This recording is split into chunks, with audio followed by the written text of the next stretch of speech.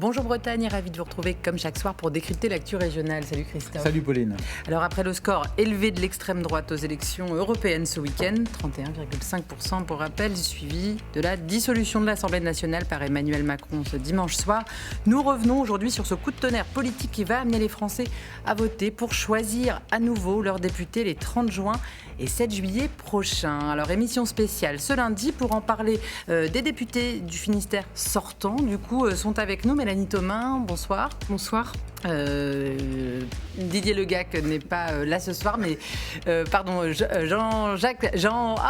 Larsonneur, pardon, vous êtes avec nous, député de Brest. Oui, je me facilite pas la tâche. Bonsoir Bretagne.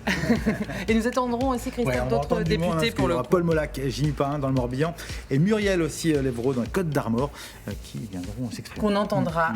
En plateau également Pierre-Yves Cadalin qui représente la France Insoumise en Bretagne. Bonsoir. Et puis Jean-Jacques Urvoas, décidément, j'ai bien, professeur de droit constitutionnel, ancien ministre de la Justice, Parti socialiste. Gilles Pénal, ce sera peut-être avec nous aussi en visio, nouveau député européen RN et conseiller régional de Bretagne. Ouais. Et enfin, notre collègue Benjamin Béréon aussi est avec nous. Salut Benjamin. Salut Christophe. Benjamin, t'es triste pour les européennes. Oui Christophe, et pourtant je ne parle pas du résultat, mais les européennes en cette année olympique, c'est ce sportif qui s'est entraîné comme un fou pour être qualifié et reconnu. Ça fait des semaines qu'il monte en puissance. Il s'est imposé dans le cœur des spécialistes pointus. On commençait à parler de lui dans le grand public. Ce dimanche, ça allait être son heure. Et là, paf, une ancienne gloire annonce son retour et l'éclipse instantanément. La soirée des européennes. Hier, c'était un peu ça, les plateaux TV étaient prêts, les commentateurs avaient révisé les épisodes précédents, préparé leurs projections, les représentants des partis avaient écrit leurs réactions, appris leurs chers éléments de langage, la participation était en hausse, les européennes s'imposaient enfin comme un scrutin d'importance, on allait pouvoir s'écharper tranquillement sur la montée des extrêmes, le fiasco du camp présidentiel, la noyade des écolos, bref, une élection majeure, c'était l'heure de gloire. Et puis à 20h58, tout bascule. Le président de la République annonce la dissolution de l'Assemblée nationale. Les législatives apparaissent à l'horizon. Terminer les européennes à partir de 20h59. Plus personne n'a parlé d'Europe, plus personne n'a regardé les résultats des autres pays de l'Union. La France s'est reconcentrée sur son assemblée, les partis sur leurs calculs internes. On a ressorti les grands mots, le risque fasciste, l'union de la gauche jusqu'au Front populaire. On a parlé de Matignon, on a parlé du risque d'une présidentielle anticipée. Les européennes avaient disparu. Et c'est si net que ça, Benjamin. Oui, c'était assez net et franchement, c'est pas très réjouissant pour la place de l'Europe et de son fonctionnement dans les esprits. Mais il y a quand même une bonne nouvelle là-dedans. Maintenant qu'elles peuvent faire sauter une Assemblée nationale, les européennes vont être regardées différemment.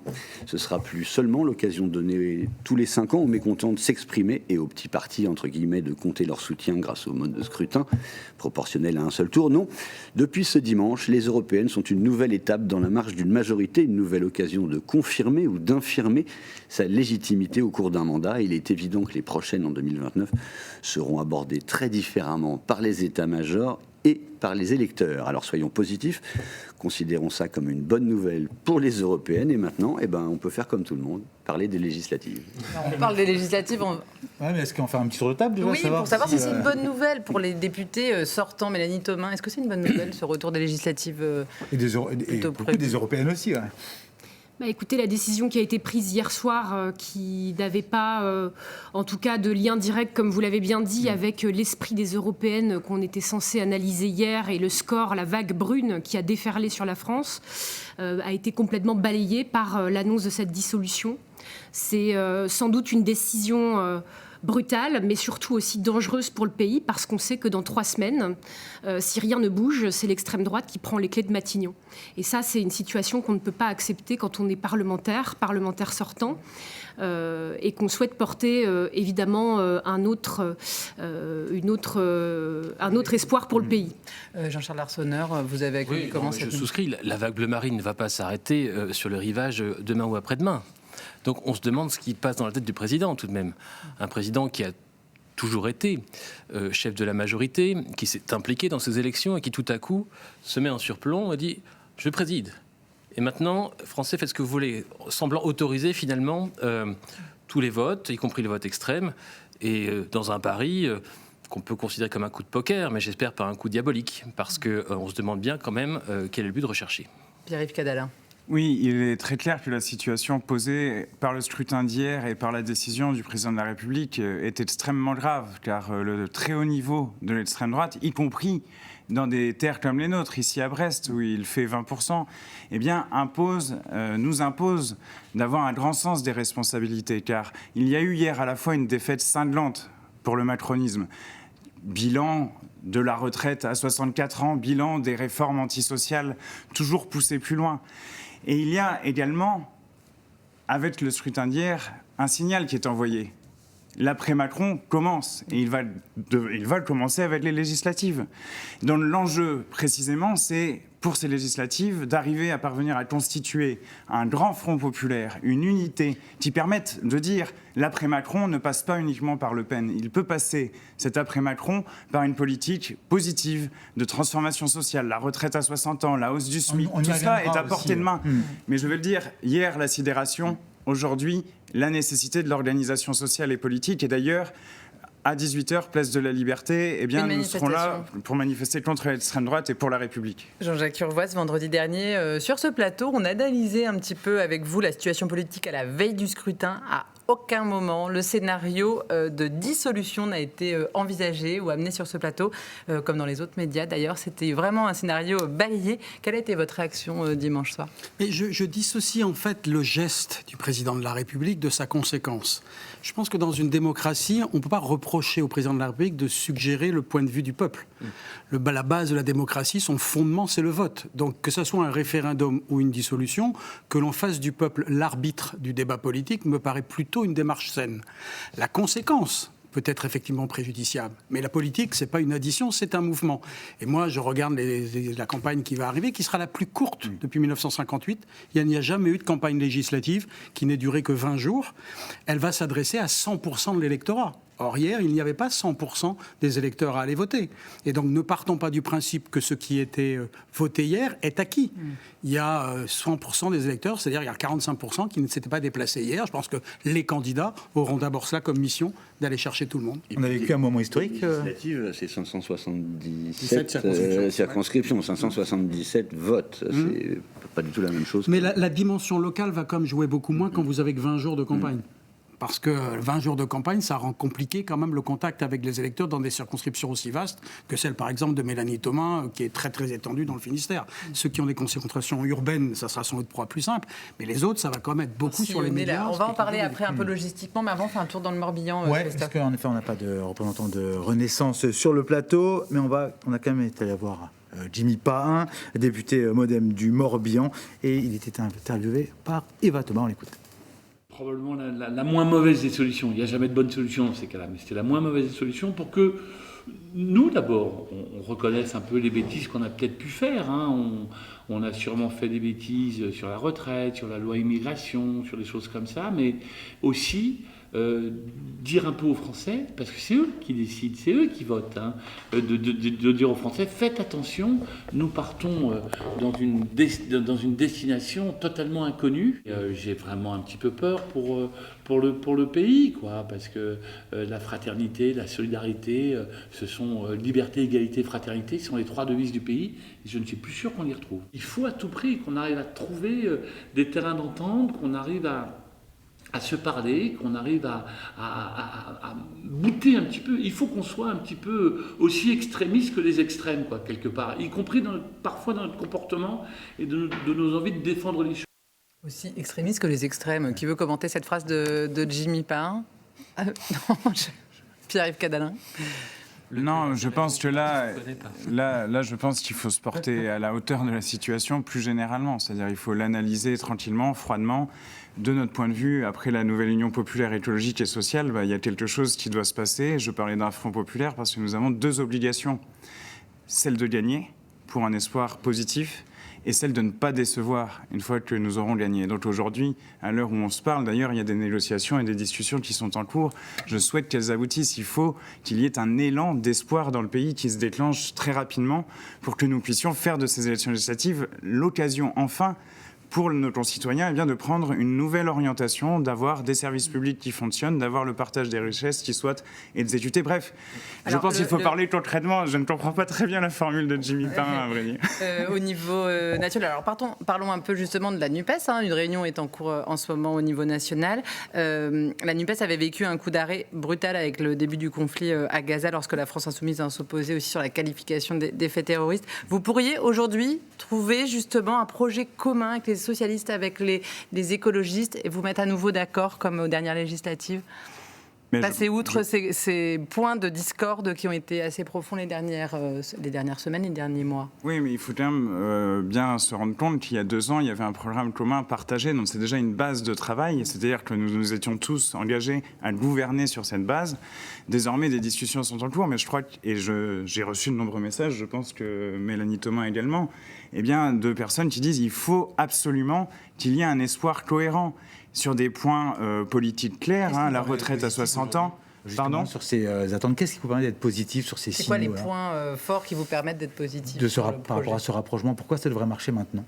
Parce qu'il y a une nécessité que ça marche. Il y a une nécessité que ce rassemblement s'opère pour créer de l'espoir et pour que ces élections législatives ne soient pas, finalement, comme l'élection européenne instrumentalisée par Emmanuel Macron, la répétition d'un duel entre le macronisme et le lepénisme, entre la droite et l'extrême droite. Il faut qu'un autre, et c'est normal, c'est obligé dans le champ politique, qu'il y ait une alternative qui vienne d'ailleurs. C'est d'ailleurs sain pour la démocratie. Et je pense que nous avons là très peu de temps pour nous organiser. Et l'organisation, je le disais, doit être sociale et politique. Sociale, tout à l'heure, place de la Liberté, et dans beaucoup d'endroits du pays, à l'appel de syndicats, pour dire qu'il y a aussi dans ce pays des gens attachés à l'égalité, à la fraternité, à la République sociale. Pour rappel, aux dernières législatives, Pierre-Yves Caderlin, vous n'étiez pas passé loin de Jean-Charles Larsonneur à Brest. 118 voix seulement, vous avez séparé au décompte final. Vous pensez pouvoir être député de la seconde circonscription du Finistère dans un mois? Comme je l'ai dit, je prendrai toutes mes responsabilités. Et il y a des obligations liées effectivement à ce moment-là, il y a 2 ans, des obligations claires.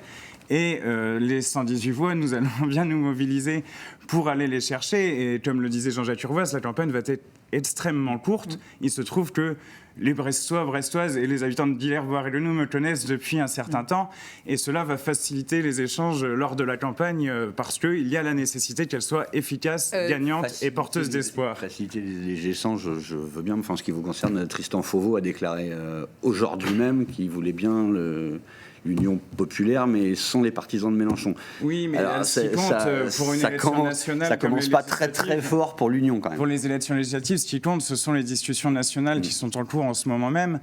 Et je pense qu'il faut plutôt avoir le sens de la responsabilité historique qui est la nôtre. Et j'en appelle avec tous ceux et toutes celles qui vont manifester à 18h, place de Liberté, à un rassemblement très large. L'émission est diffusée à 18h30 de toute façon. Jean-Charles Larsonneur, vous briguez la mairie de Brest pour 2026, vous l'avez déjà annoncé. Vous allez quand même vous représenter pour ces élections, alors qu'elle vous serez élu pour 2029. D'abord et avant tout pour cette élection, c'est ma mission. C'est le sens de mon engagement par rapport à mes électeurs. Ça vous emmène jusqu'en 2029, du coup. Oui, mais attendez, là, l'urgence, c'est de vaincre les périls extrêmes.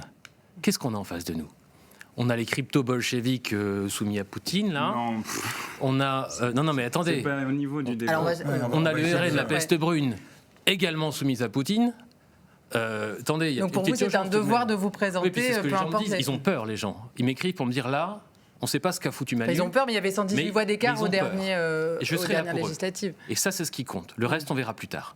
Mais l'essentiel, sincèrement, c'est d'éviter la peste brune dans quelques semaines à l'Assemblée. Alors, on va continuer notre tour de Bretagne, justement, dans les Côtes-d'Armor, département plutôt ancré à gauche. Le RN est aussi arrivé majoritairement en tête, notamment à Guingamp. Une première pour cette ville. Mathilde Kemener a rencontré la députée LFI de cette circonscription, Muriel Lévrault. Elle est la seule députée de gauche en Côtes-d'Armor. On l'écoute. Étant donné le score du Rassemblement national, l'idée d'une dissolution me paraît irresponsable en fait. Et donc là, on a de vraies responsabilités d'union à gauche pour mener campagne. On l'a déjà fait. On avait un programme de la NUPES commun tout à fait convenable et on s'entend quand même pas trop mal. Faut pas non plus exagéré, donc je pense qu'il y a des possibilités. Je pense quand même avoir travaillé, en 2 ans de mandat, avoir travaillé vraiment en accord avec le programme de la NUPES, avoir montré que j'étais présente dans toutes les luttes, que ce soit pour l'hôpital, pour l'école, pour tous les services publics. Donc, je pense que je peux partir confiante. Jean-Jacques Urvoas, quel regard vous portez justement sur cette NUPES Acte 2 qui est en train de s'organiser ? Ma lecture, elle est toujours institutionnelle et dans le cas d'espèce, mon critère, c'est le mode de scrutin. Le mode de scrutin des élections législatives n'est pas le mode de scrutin des élections européennes. C'est un scrutin majoritaire à 2 tours.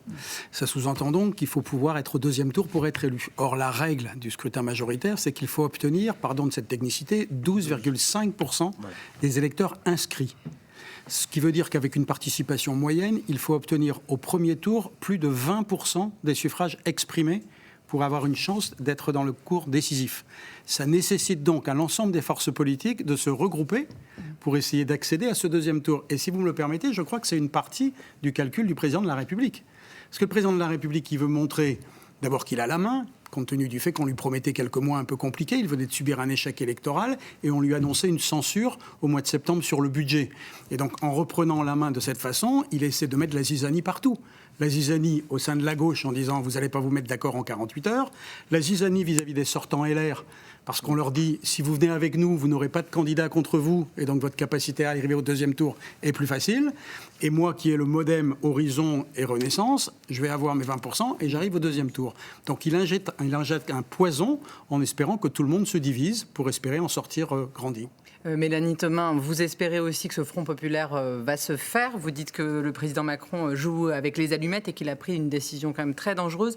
Le maire de Carhaix, Christian Troadec, a déclaré qu'il pouvait se présenter, sûrement. Est-ce que ça commence à être aussi, ça peut être compliqué cette élection sur votre circonscription? Est-ce que vous l'appréhendez aussi, Mélanie Thomas? On brouille les cartes. Vous savez, j'écoute mes collègues discuter depuis tout à l'heure. Il y a les députés qui travaillent dans les villes avec le poids des appareils politiques. Et puis, il y a les députés des champs qui travaillent dans le monde rural, où parfois cet appareil politique est sans doute un peu plus en retrait.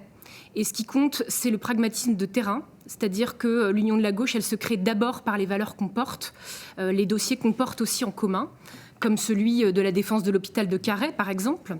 Et il y a une chose qui est très claire, c'est que dans le Finistère rural, quand vous regardez les scores, le RN, il est quasiment en tête partout.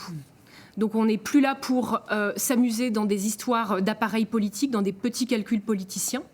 La seule alternative qui est crédible aujourd'hui pour faire battre à la fois le Rassemblement national et la majorité gouvernementale, c'est l'union de la gauche. Nous n'avons pas le choix là-dessus.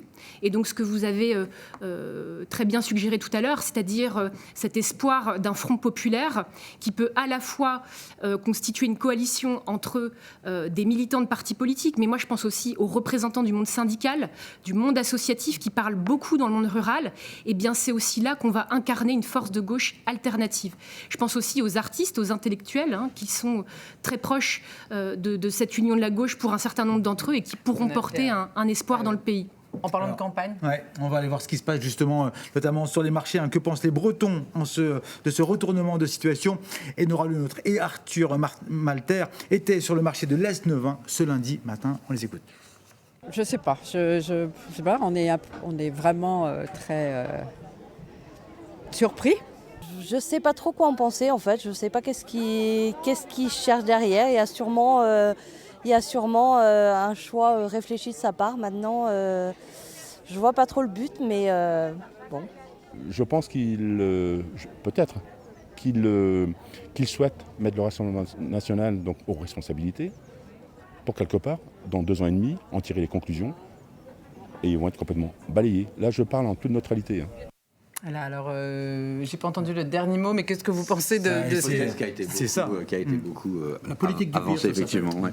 La politique du pire. C'est-à-dire ce que dit ce monsieur, c'est qu'Emmanuel Macron craint que Marine Le Pen gagne en 2027 et donc il anticipe pour montrer qu'une fois que le Rassemblement national est au pouvoir, il n'est pas à la hauteur de ses espérances et que donc pour la présidentielle... C'est une stratégie possible de la part du président? C'est un calcul d'un cynisme total qui n'a jamais démontré son efficacité. Il suffit de regarder comment le gouvernement Orban gouverne la Hongrie ou Meloni en Italie. Exactement. C'est une méthode dangereuse quand même, je me permets de le souligner, parce que nous disent les les électeurs du territoire aujourd'hui, ils nous disent qu'on les a abandonnés, qu'on les ignore très certainement dans les sujets qu'on traite en politique. On parle beaucoup de questions d'appareil, on parle beaucoup de polémiques au sein de l'Assemblée nationale, mais on ne parle pas des vrais sujets de préoccupation des habitants du territoire. Et c'est là que nous sommes attendus. Parce qu'alors, on le voit sur la carte, on va la voir d'ailleurs s'afficher, la carte de la Bretagne, la toute bleu marine 2024. On constate que les votes de la gauche se font en majorité dans les villes, sur le littoral, et vraiment les communes littorales qui composent essentiellement aussi votre circonscription, Mélanie Thomas. Qu'est-ce qui raconte ce vote justement sur votre territoire? Il raconte qu'on a un socle traditionnel, effectivement, sur le fond de la rade de Brest, où il y a un attachement très fort à la gauche.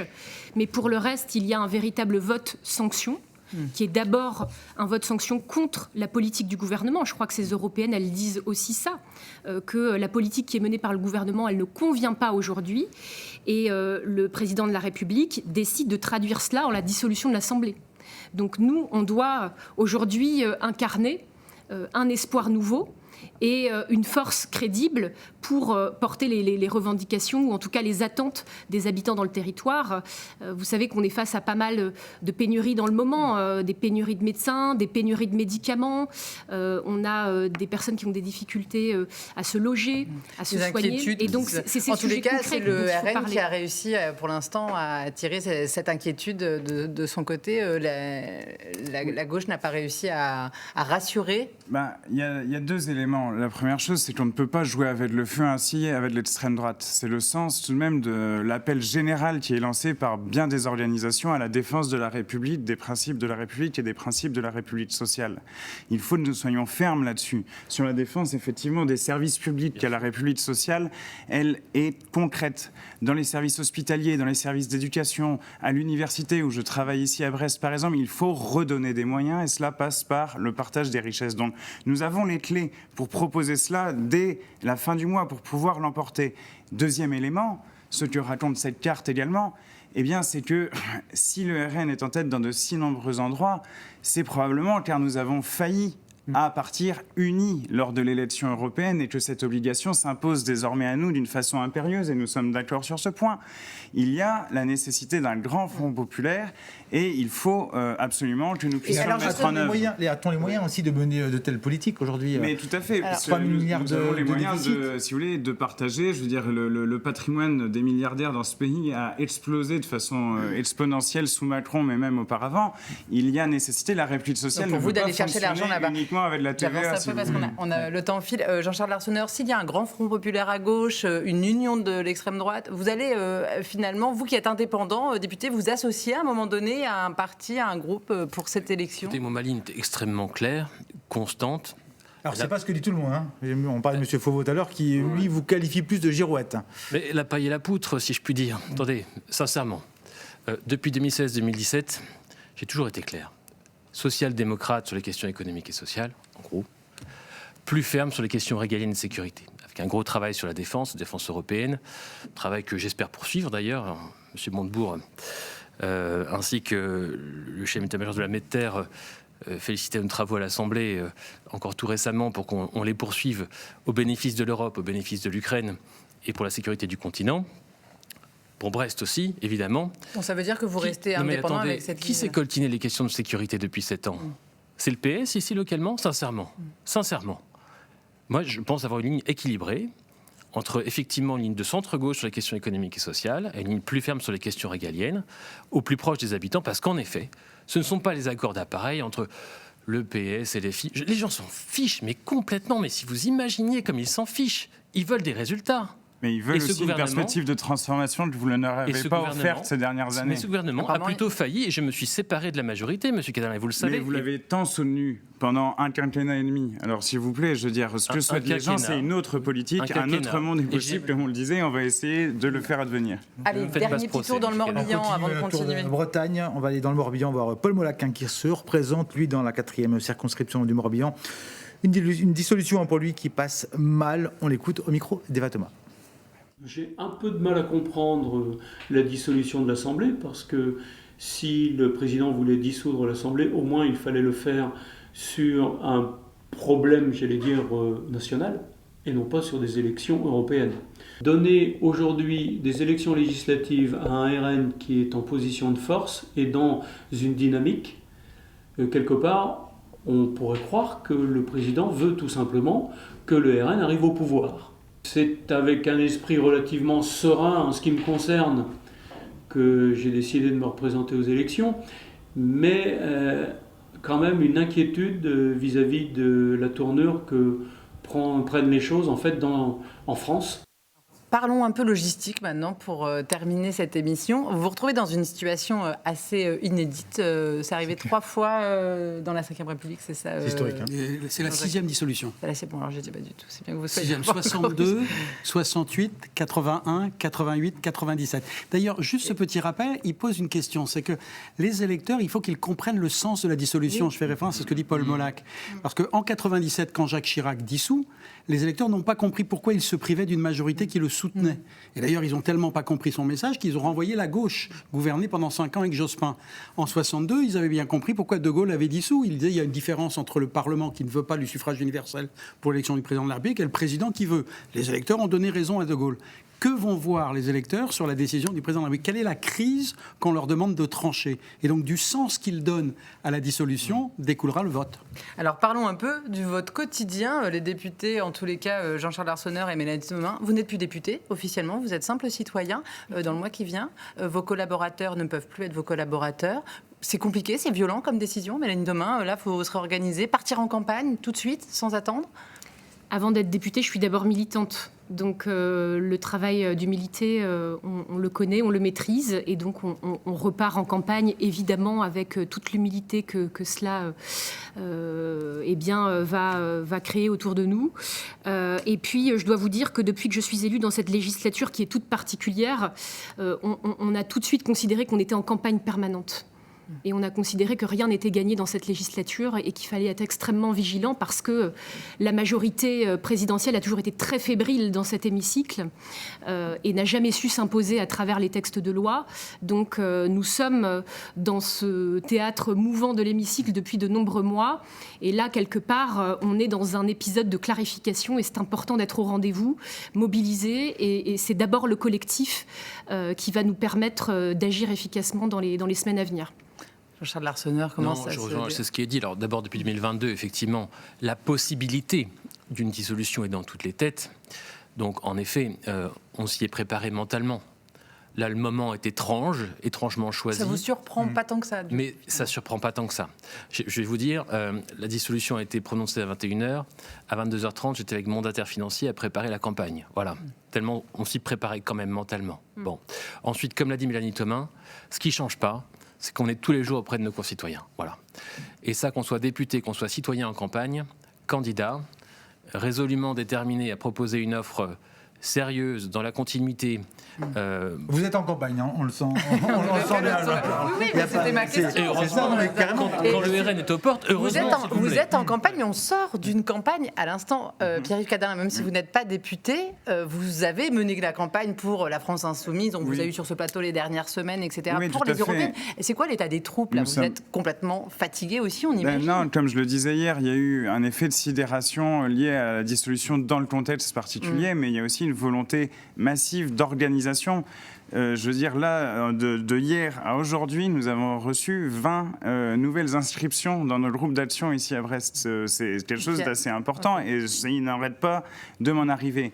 Mais ce qui est important, et qui se tourne vers nous. Ce qui est important, si vous voulez, c'est, Jean-Jacques Urvoas le disait, de comprendre les enjeux de l'élection, que tout le monde comprenne, car l'élection législative est une élection nationale qui va décider du cours et de la destinée du pays dans les années à venir. Donc il y a un enjeu absolument essentiel. Comment allons-nous gouverner ce pays?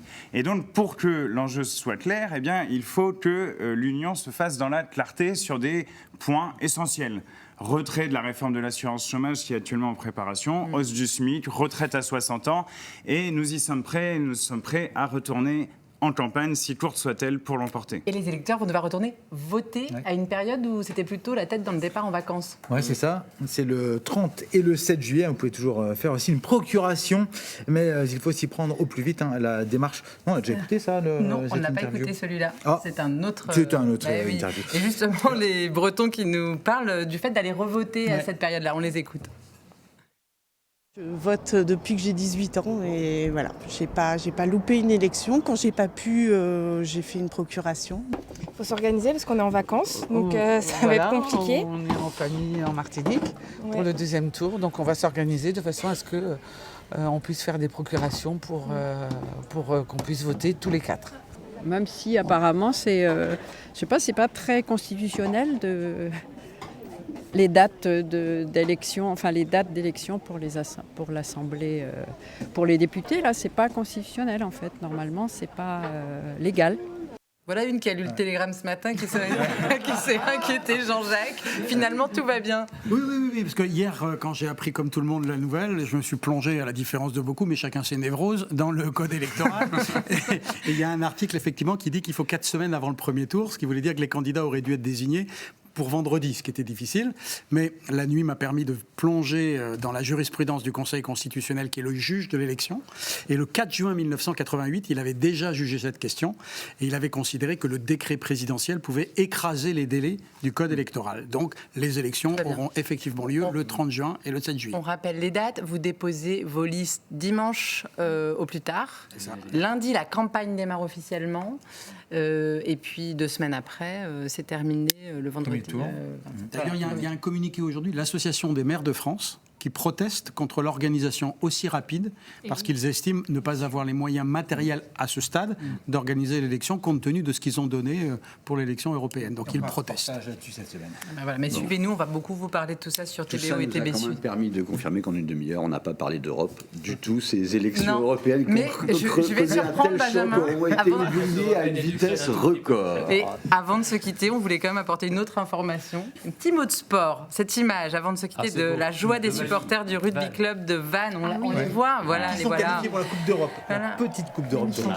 Retour des joueurs victorieux, là on les voit face à Grenoble, ils ont gagné samedi. Premier club breton à accéder au top 14. Le rugby club de Vannes jouera donc dans l'élite du rugby hexagonal. Puis c'est Laurent Villebout qui vous en parle le plus dans Multisport, juste à suivre. Merci beaucoup d'avoir été nos invités. Nous on se retrouve demain avec Sophie, même heure. Et d'ici là, très belle soirée en Bretagne. Kenavo.